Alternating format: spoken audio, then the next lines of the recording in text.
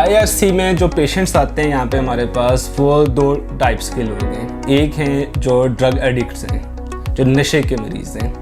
और दूसरे वो पेशेंट हैं जो किसी डिसऑर्डर के साथ, किसी साइकोलॉजिकल प्रॉब्लम के साथ आते हैं, लाइक स्किज़ोफ्रेनिया, साइकोसिस या बाइपोलर डिसऑर्डर के साथ। इन दोनों की डिफरेंट टाइप्स की तरह से हम उनको डील करते हैं और उनकी रिहेबिलिटेशन प्रोसेस है। जैसे कि जो ड्रग एडिक्ट्स हैं, जो चीज़ें फैसिलिटेट हम करते हैं कि उनका पहले हम डिटॉक्सिफिकेशन हमने करनी है, फिर उनकी साइकोथेरेपी हम करेंगे, उनकी काउंसलिंग करेंगे, उनको हेल्दी लाइफस्टाइल देंगे, उनको कम्युनिटी के अंदर, ताकि वो दोबारा से जाकर एक सूदमंद रोल प्ले कर सकें, एक इफ़ेक्टिव रोल प्ले करें अपनी फैमिली के लिए, कम्युनिटी के लिए, अपने इलाके के लिए और अपने लिए,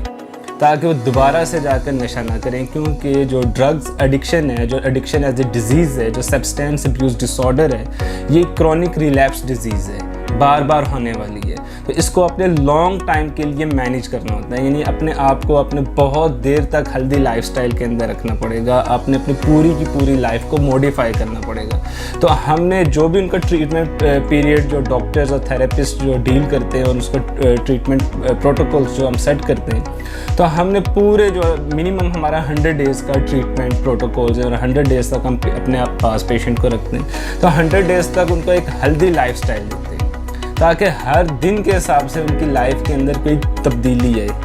अपने लाइफ को वो मॉडिफाई कर सके, अपने थॉट्स को मॉडिफाई कर सके, अपने एटीट्यूड को वो मॉडिफाई कर सके, अपनी ज़िंदगी को बदल सकें। तो इसमें उनको हम स्पोर्ट्स एक्टिविटीज़ जैसे वॉलीबॉल वो खेलते हैं, यहाँ पे जिम कर सकते हैं, आउटडोर एक्टिविटीज़ में जा सकते हैं, वॉक के लिए जाते हैं पेशेंट्स। इंडोर्स के अंदर हम उनको ग्रुप सेशंस प्रोवाइड करते हैं, उनको इंडिविजुअल काउंसलिंग होती है, उनकी ग्रुप थेरेपी होती है, मेडिकेशन है, अच्छा फूड उनको प्रोवाइड करते हैं, बुक्स उनको प्रोवाइड करते हैं ताकि वो ज़्यादा से ज़्यादा नॉलेज गेन कर सकें, बुक रीडिंग की हैबिट को डेवलप कर सकें।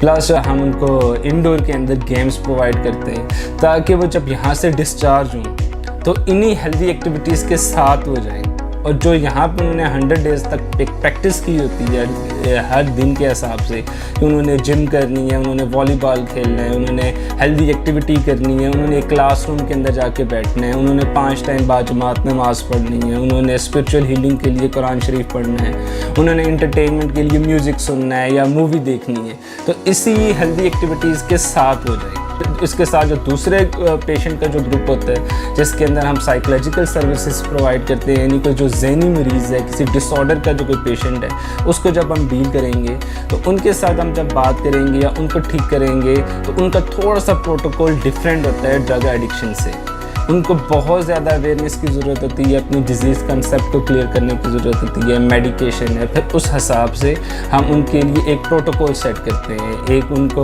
हेल्दी लाइफस्टाइल अब उनको मिलता है ताकि वो उस चीज़ को कंटिन्यू कर सके अपनी लाइफ के अंदर।